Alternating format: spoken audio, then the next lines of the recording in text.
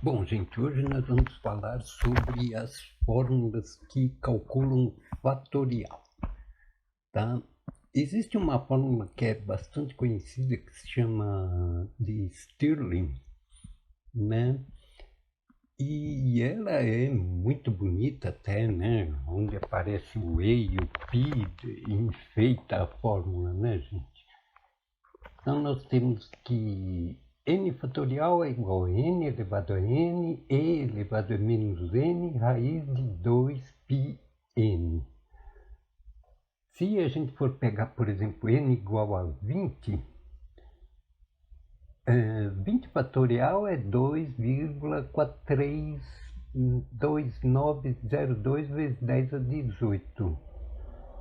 E o 20 fatorial calculado por Stirling tá 2,422787 vezes 10 a 18. Então se vê que ela não é assim muito aproximada, né? E por que ela é usada? Ela é usada porque tem um teorema que diz que a fórmula de Stirling dividido por n fatorial, quando n tende ao infinito, a fórmula tende a 1. Isso significa que quanto maior for o n, né, mais casas decimais exatas a gente vai ter de n fatorial. Mas isso não significa que a diferença n fatorial menos a fórmula de Stirling tenda a zero, tá? Por exemplo, isso parece meio contraditório, mas digamos aí o limite de x mais 1.000.000 dividido por x, quando o x tende ao infinito, essa razão tende a 1. Mas se a gente for ver a diferença entre o numerador e o denominador, tende a 1.000.000. No meu vídeo Equação Fatorial, a gente apresentou a fórmula n fatorial é igual a r que multiplica y elevado a ye. O r é praticamente uma constante e vale 2,506. O y é o n mais meio sobre e. E esse é um número de ordem, né? 2,718. O cálculo usando essa fórmula para 20 fatorial deu 2,437 vezes 10 a 18. E o valor real é 2,432 vezes 10 a 18. Se vê que também essa fórmula não é muito precisa. Se a gente trabalhar sobre essa fórmula aí, R vezes y elevado a ye, dá para a gente chegar numa outra fórmula muito mais precisa, que é n fatorial é igual, aproximadamente igual, a raiz de 2π vezes e elevado a menos 1 sobre 24e vezes y elevado a ye. No fim desse vídeo aqui, a gente vai provar que essa fórmula dividida por n fatorial, ela tende a 1 quando o n tende ao infinito. Com essa fórmula aí, a gente obtém, por exemplo, 20 fatorial é igual a 2,432901322227 vezes 10 a 18. E aí o erro fica na sexta casa decimal, já é bem melhor, né? Uma coisa que os matemáticos gostam muito é quando a gente limita uma grandeza a um determinado intervalo, né? Com essa fórmula aí de n fatorial, a gente pode pôr um limitante inferior e um limitante superior para n fatorial.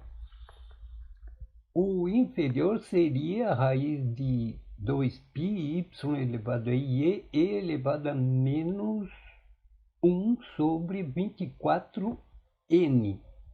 não YE, tá? É menor do que N fatorial, que por sua vez é menor do que 2π y elevado a IE elevado a menos 1 sobre 24N mais 1. E embaixo aí a gente tem um exemplo disso, né? Calculando aí com essas fórmulas, a gente tem que 719,61 é menor do que 6 fatorial, que é 720, e é menor do que 720,32. O interessante dessa fórmula também é que ela funciona para valores pequenos, o que não acontece com Stirling lá, né? Por exemplo, aqui 2 fatorial, a gente sabe que é 2, e usando a fórmula dá 1,999703. E também funciona para valores quebrados. 2,3 fatorial, usando a fórmula, dá 2,683151. E, na verdade, 2,3 fatorial é 2,68337. Né? Só começa a dar problema na quarta casa decimal, né? Mas para números negativos essa fórmula não funciona. Por exemplo, menos 1 fatorial nem é definido e usando a fórmula dá um número complexo aí, menos 6,4i. Para menos 0,9 dá um número complexo 1,85 menos 5,69i, e na verdade menos 0,9 fatorial dá 9,5135. E a fórmula de Stirling, será que é tão ruim assim? Não, ela não é ruim, não. Ela tem fatores de correção que geralmente não são usados, né? E nem são informados, né? Uma possível correção para a fórmula de Stirling seria n elevado a n, e elevado a menos n, raiz de 2πn. Tudo isso multiplica 1 mais 1 sobre 12n. Ou, para ficar melhor ainda, n fatorial seria n elevado a n, e elevado a menos n, raiz de 2πn, 1 mais 1 sobre 12n, mais 1 sobre 288n ao quadrado. E aí a gente tem uma comparação. O 20 fatorial, o valor é 2,43290200818 vezes 10 a 18. O 20 fatorial, calculado pela primeira dessas fórmulas aí corrigidas, já dá problema só na quarta casa decimal. E calculada pela segunda fórmula aí em cima, né, acima, só dá problema a partir da sétima casa decimal, tá? Aí a gente tem também que ela serve para valores pequenos, como por exemplo 2 fatorial, usando essa fórmula corrigida de Stirling, a gente tem 2,0006, né? 2,3 fatorial também se aproxima bem, dando problema só na quarta casa decimal. E também, que nem a fórmula acima, ela não funciona para valores negativos, né? A gente está vendo aí. E o curioso desses valores negativos é que eles deram valores parecidos tanto na fórmula de Stirling corrigida quanto na fórmula aí da página anterior.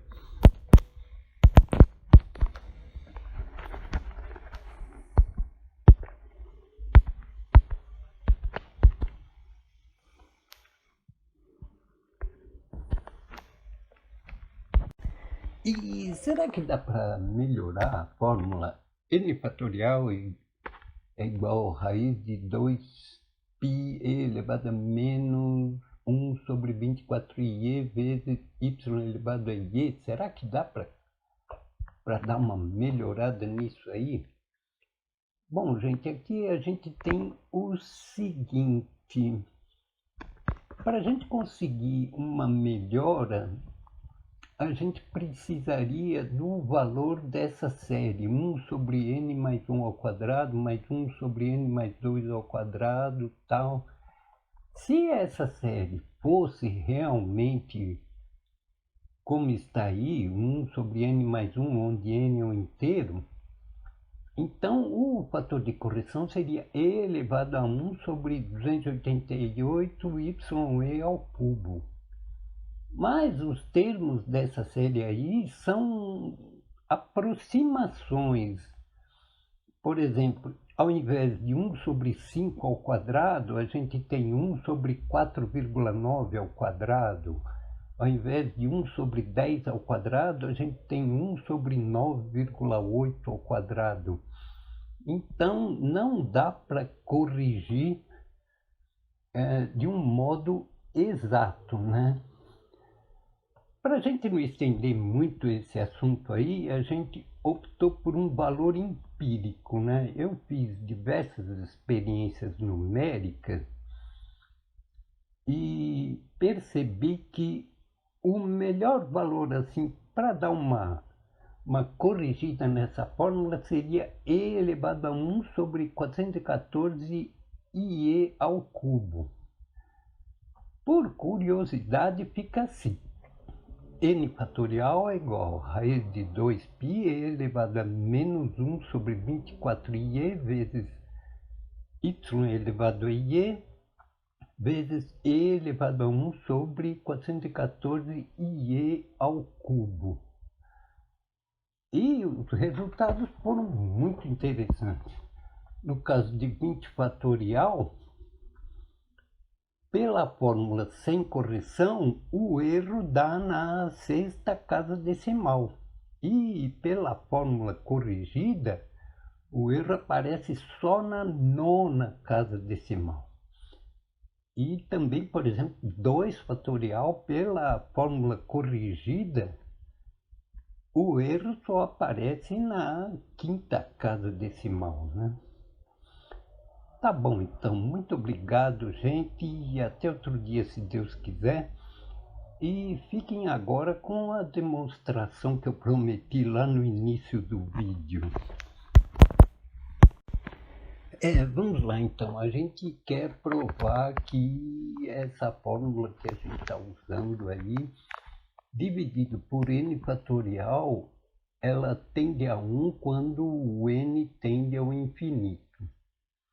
Bom, já ali na segunda linha, o que a gente fez? A gente multiplicou pela fórmula de Stirling em cima e embaixo, aí, né? Numerador e denominador. O rabicho da fórmula lá, o rabicho do numerador e o rabicho do denominador, ficaram o Stirling dividido por n fatorial. E a gente sabe que quando n tende ao infinito, isso daí tende a 1. Então, já na terceira linha ali, eu eliminei essa parte aí que tende a 1. Também na terceira linha, eu dividi ali o raiz de 2πn em raiz de 2π e n elevado a meio, tá? Aí já na quarta linha ali, a gente cortou o 2π que aparece em cima e embaixo, né? E o e elevado a menos 1 sobre 24i, quando o n tende ao infinito, o denominador tende ao infinito, né? Então fica menos 1 sobre infinito, tende a zero, e elevado a zero é 1, então também foi cortado e a gente só ficou com y elevado a i sobre n elevado a n, e elevado a menos n, n elevado a meio. Depois, o que a gente fez? A gente substituiu o y pelo valor que ele tem, né? Y é n mais meio sobre e, então no numerador a gente ficou com n mais meio sobre e elevado a n mais meio. Embaixo ficou igual. Aí já na quinta linha, a gente dividiu ali o numerador em duas partes, né? N mais meio sobre e elevado a n, n mais meio sobre e elevado a meio. E embaixo continuou igual. Aí a gente juntou, né, tudo que tem o expoente n e tudo que tem o expoente meio. Aí a gente tem n mais meio sobre n elevado a n e n mais meio sobre ne elevado a meio. Isso daí tende a 1 sobre e elevado a meio. E na última linha ali a gente tem que n mais meio sobre n elevado a n é igual a 1 mais meio sobre n elevado a n. Isso tende a e elevado a meio. E e elevado a meio vezes e elevado a menos meio, né, que seria o caso aí, dá 1, tá?